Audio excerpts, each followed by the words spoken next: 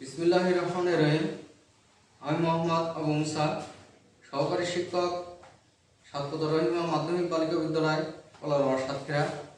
আমি আজকে অনলাইনে যে ক্লাসটা নেব সেটা হলো ক্লাস 6-এর ইংরেজি সেকেন্ড পেপার। আজকের আমাদের যে পাঠ শিরোনাম সেটা হচ্ছে প্রেজেন্ট টেন্স। আজকের আমি যে ক্লাসটা নিচ্ছি সেই ক্লাসের পাঠ শিরোনাম present tense.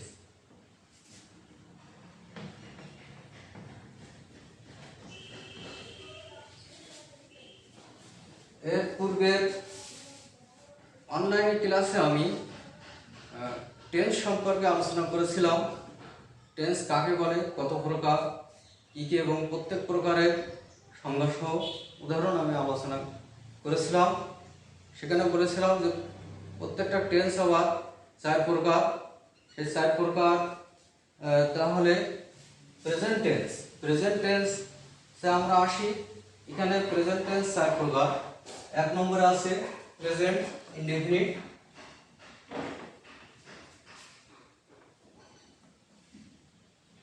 Present indefinite,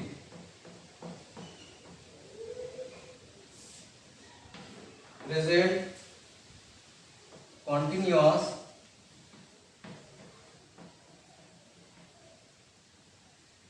present perfect,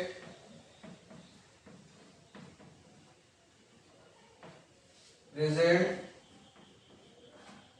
perfect continuous.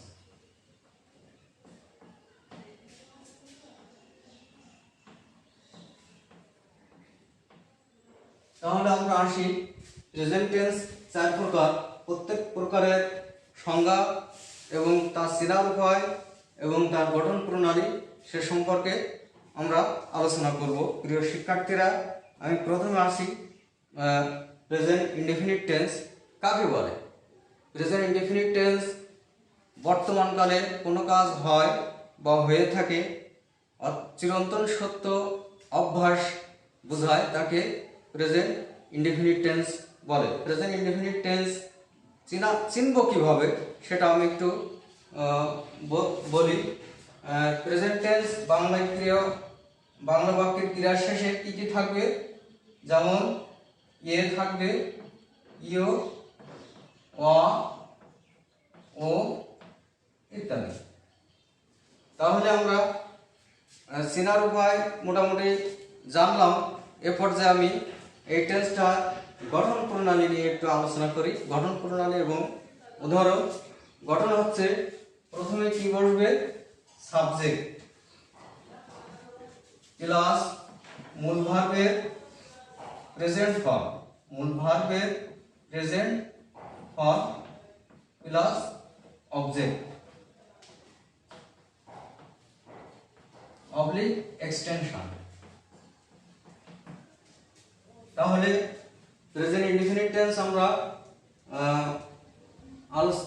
কাকে বলে জানলাম, বাংলা বাক্যের ক্রিয়ার শেষে কি কি থাকবে সেটা শিখলাম এবং গঠন প্রণালী সেটা মোটামুটি জানলাম।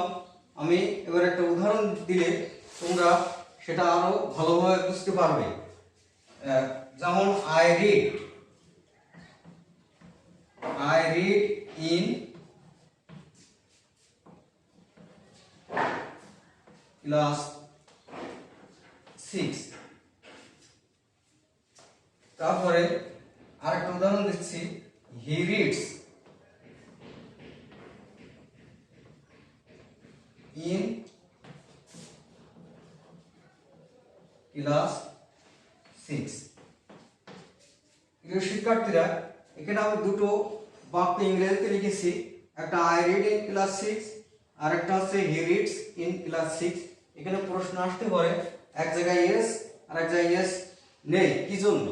আমি একটু বলি। প্রেজেন্ট ইনডেফিনিট টেন্স যখন আমরা গঠন করব তখন অবশ্যই আমাদের জানতে হবে যে কর্তায় যদি থার্ড পারসন সিঙ্গুলার নাম্বার হয়, অর্থাৎ সাবজেক্ট যদি থার্ড পারসন সিঙ্গুলার নাম্বার হয়, তাহলে মূল ভার্বের সাথে অবশ্যই এস অথবা ইএস যোগ করে আমাদের প্রেজেন্ট ইনডিফিনিট টেন্স গঠন করতে হবে।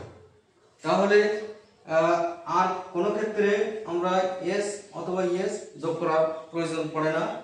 অর্থাৎ থার্ড পারসন সিঙ্গুলার নাম্বার যখনই হবে তখন মূল বর্ণের সাথে আমরা অবশ্যই এস অথবা ইএস যোগ করব।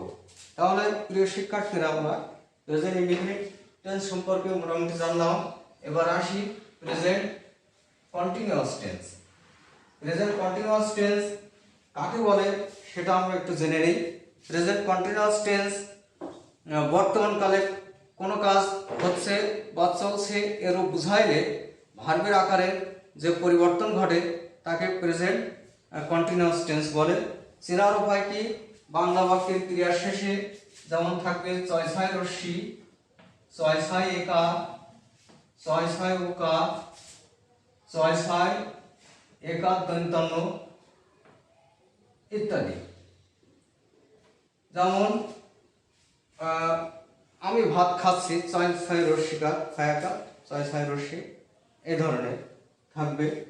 প্রিয় শিক্ষার্থী, তাহলে আমরা চেনার উপায় মোটামুটি শিখলাম। এ পর্যায়ে আমরা আসি কিভাবে এই টেন্স ইংরেজিতে আমরা গঠন করব। তাহলে আমরা প্রথমে কি বসাবো? প্রেজেন্ট কন্টিনিউয়াস টেন্স গঠন করার সময় প্রথমে বসবে সাবজেক্ট প্লাস সাহায্যকারী ভাগ, অর্থাৎ বিভাগ কি কি আসবে? যেমন এম, সাবজেক্ট অনুযায়ী am plus am, is, are plus মূল ভার্ব প্লাস মূল ভার্বের সাথে আইএনজি যোগ প্লাস অবজেক্ট। প্রিয় শিক্ষার্থী, তাহলে আমরা প্রেজেন্ট কন্টিনিউয়াস টেন্স কিভাবে গঠন করব? প্রথমে সাবজেক্ট বসাবো, তারপরে এম, ইজ, আর, সাবজেক্ট অনুযায়ী এম, ইজ, আর এই তিনটি সাহায্যকারী ভার্বের ভিতরে একটা নেব। তারপর মূল ভার্বের প্রেজেন্ট ফর্ম বসাবো, তার সাথে আইএনজি যোগ করব প্লাস অবজেক্ট বসাবো। তাহলে উদাহরণ দিলে তোমরা অবশ্যই জিনিসটা আরো ভালোভাবে বুঝতে পারবে। যেমন আমি বই পড়ছি বা পড়িতেছি, আমি বই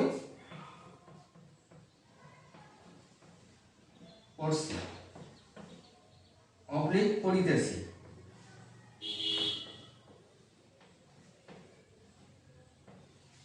এর ইংরাজিতে আমরা গঠন করি।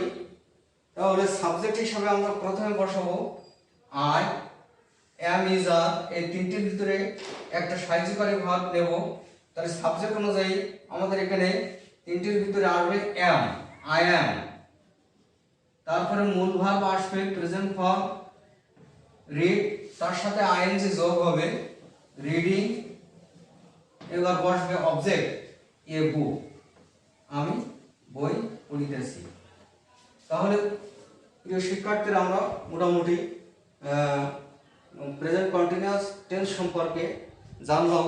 এ পর্যায়ে আমরা আসি present perfect tense.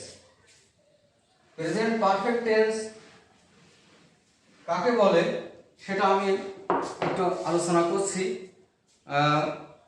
Present perfect tense মানে কোনো কাজ এইমাত্র শেষ হয়েছে কিন্তু তার ফল এখনো বর্তমান আছে, এইরূপ বুঝাইলে ভার্বের আকারের যে পরিবর্তন ঘটে তাকে প্রেজেন্ট পারফেক্ট টেন্স বলে।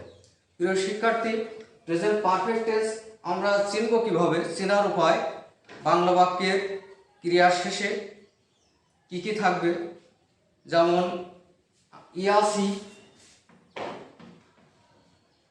ইয়াসে,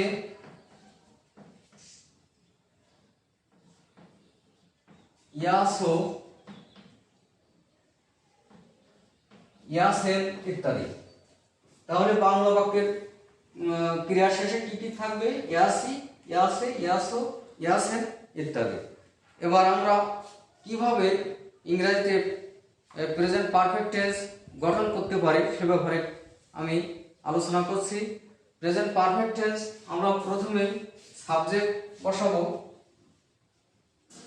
প্লাস সাহায্যকারী ভার্ব হিসাবে বসাবো হ্যাভ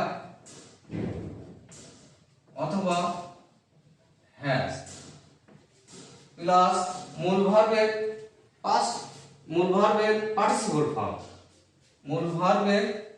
পার্টিসিপল ফর্ম বসাবো পার্টিসিপল ফর্ম প্লাস অবজেক্ট। তাহলে আমরা কিভাবে গঠন করব? প্রথমে সাবজেক্ট প্লাস সাহায্যকারী ভার্ব হিসেবে হ্যাভ অথবা হ্যাজ নেব, তারপরে কি করব মূল ভার্বের পার্টিসিপল ফর্ম নেব প্লাস অবজেক্ট। প্রিয় শিক্ষার্থী, তাহলে একটা উদাহরণ দিলে তোমরা আরো ভালোভাবে বুঝতে পারবে। যেমন সে স্কুলে গিয়ে আছে।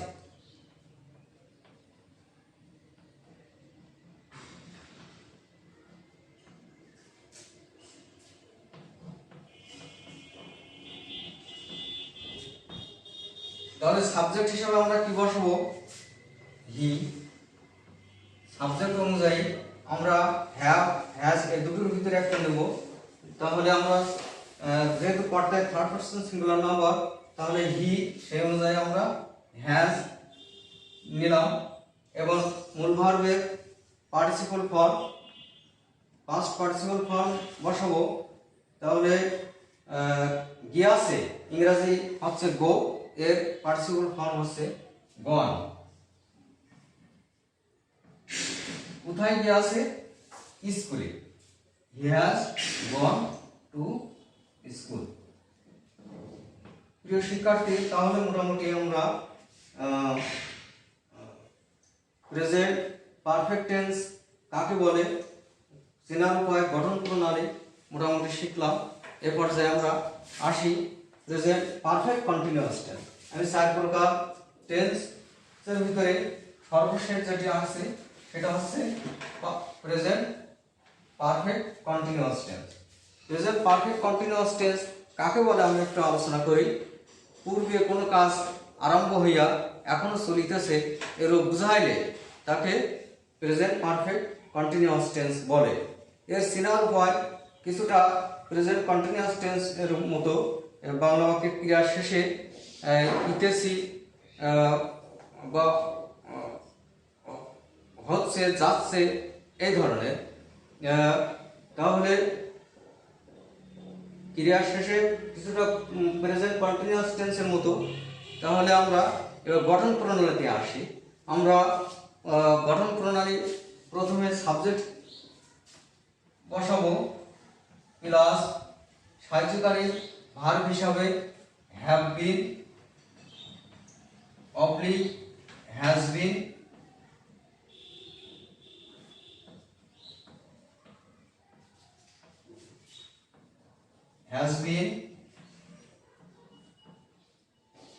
প্লাস মূল ভার্ব প্লাস তার সাথে আইএনজি যোগ প্লাস অবজেক্ট। প্রিয় শিক্ষার্থী, প্রেজেন্ট পারফেক্ট কন্টিনিউয়াস টেন্স কাকে বলে এর আগে আমি বলেছি যে পূর্বে আরম্ভ হইয়া কোনো কাজ যদি বর্তমান সময়ে চলে তাহলে তাকে প্রেজেন্ট পারফেক্ট কন্টিনিউয়াস টেন্স বলে। যেমন সকাল হইতে বৃষ্টি হইতেছে, সকাল হইতে বৃষ্টি হইতেছে। তাহলে আমরা সাবজেক্ট হিসেবে ইট হ্যাজ বিন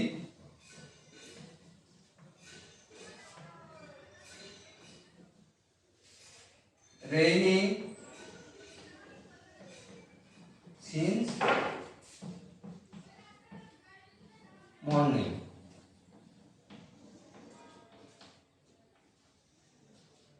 প্রিয় শিক্ষার্থীরা, তাহলে এখানে আমি বলেছিলাম যে পূর্ব আরম্ভ হইয়া বর্তমান চলিতেছে বুঝাইলে ভার্বের আকারে যে পরিবর্তন ঘটে তাকে প্রেজেন্ট পারফেক্ট কন্টিনিউয়াস টেন্স বলে। আমি আরেকটা উদাহরণ দেই। যেমন সে 2 ঘন্টা যাবত বই পড়িতেছে। হি has been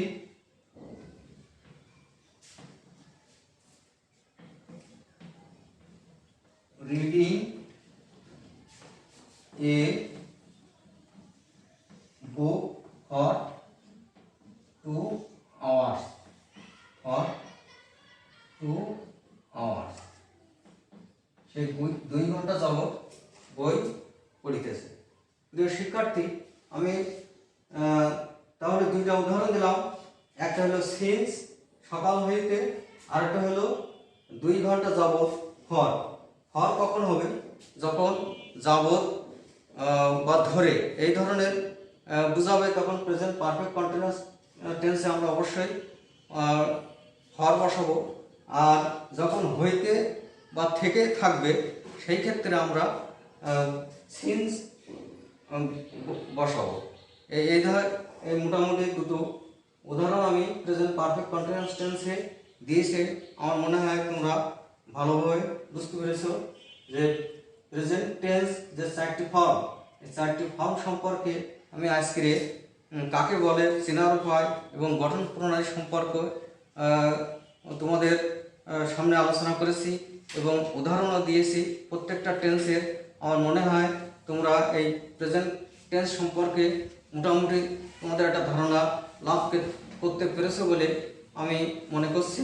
আমি আজকের এই প্রেজেন্ট টেন্স সম্পর্কে যে আলোচনা করলাম, আমি তোমাদের বাড়ির কাজ হিসাবে প্রত্যেক টেন্সের 2টা করে উদাহরণ তোমাদের করার জন্য বলছি। সেই উদাহরণগুলো তোমরা তৈরি করে তোমাদের ক্লাস টিচার যিনি থাকবেন তাকে অবশ্যই তোমরা সেই ক্লাস টিচারকে দেখাবে। এই বলে আমি আমার আজকের এই ক্লাস সকলকে ধন্যবাদ জানিয়ে শেষ করলাম। আল্লাহ হাফেজ।